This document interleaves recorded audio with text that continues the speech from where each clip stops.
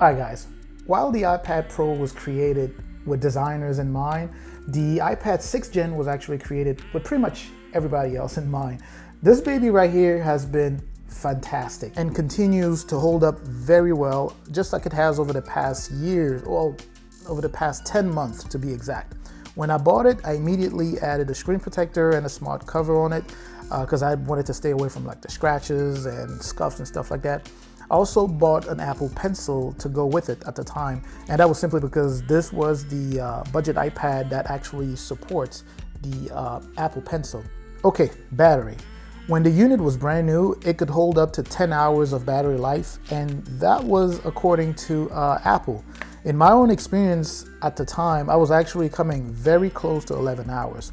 I've only done very moderate use of this since I bought it, and today I can still squeeze a good 8 to pretty close to 9 hours from it with moderate use. And I can still get a little over 7.5 hours video watching time at about 80% brightness with this. And that pretty much tells you how good the battery is. Now, performance over the past year has just been amazing. It is still very snappy.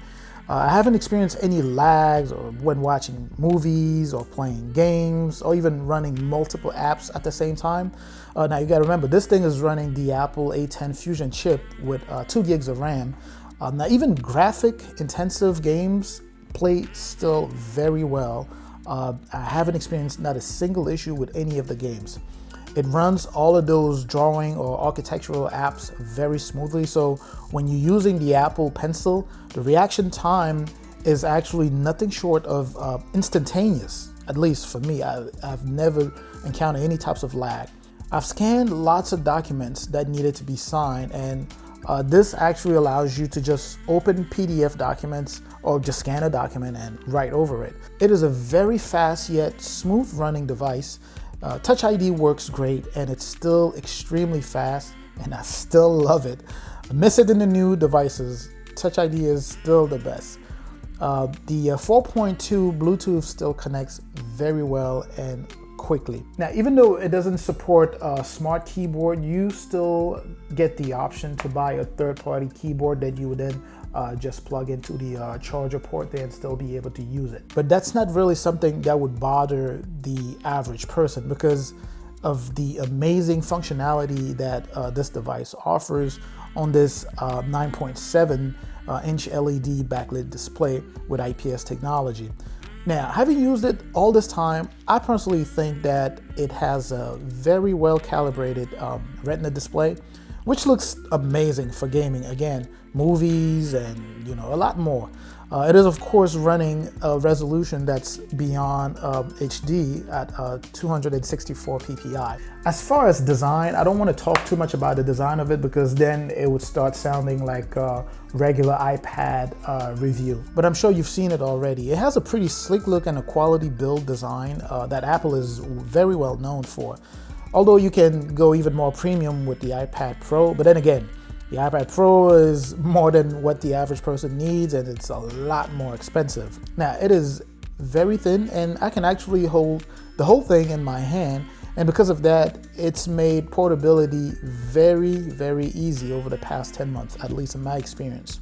It has very nice stereo speakers at the bottom, but one thing I want to cover here is the fact that if you are watching something or you're doing something where you actually need the audio, you want to make sure that the speakers are looking away from anything that can cover it. Otherwise, you literally will get no audio. But that's, again, something that you get used to over time. Now, in summary, you're not really dealing with a desktop-like functionality on this device, but it is to be expected because this is essentially a budget iPad.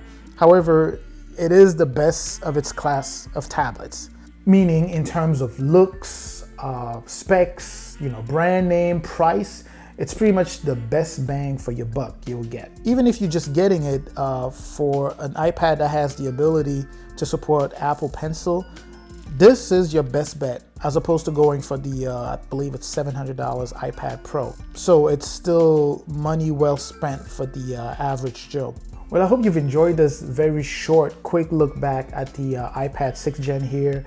I would very much appreciate it if you could go ahead and leave your comments below, letting me know if you think it's better to go ahead and upgrade to an iPad Pro or stick with this one. Any thought you may have on this device or the iPad or iPads in general, go ahead and put that in the comments section. I would love to interact with you.